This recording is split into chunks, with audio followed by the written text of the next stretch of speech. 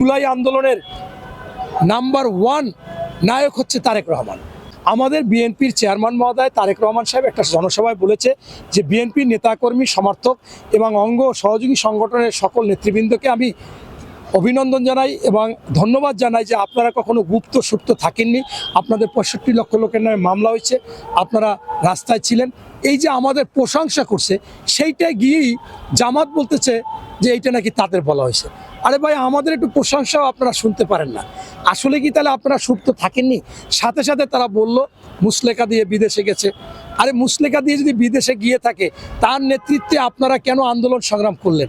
আপনাদের জামাতের আমির কেন বলল যে এই জুলাই আন্দোলনের নাম্বার 1 নায়ক হচ্ছে তারেক রহমান, মহানায়ক হচ্ছে তারেক রহমান? 2টা প্রোগ্রামে বলেছে, আমি সেখানে ছিলাম।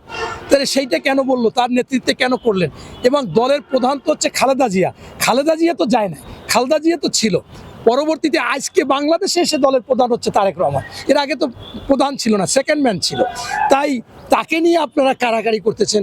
তিনি আমাদের প্রশংসা করছে, সেটা সহ্য করতে পারতেছেন না। তিনি মঞ্চে একজনকে লোককে আইনা বলতেছে যে বাবা বলেন যে আল্লাহ জান্নাতের মালিককে, যে আল্লাহ, জাহান্নামের মালিককে আল্লাহ। এইটা কি কেউ দিতে পারে? বলছে যে না, এটা উনিই দিতে পারে।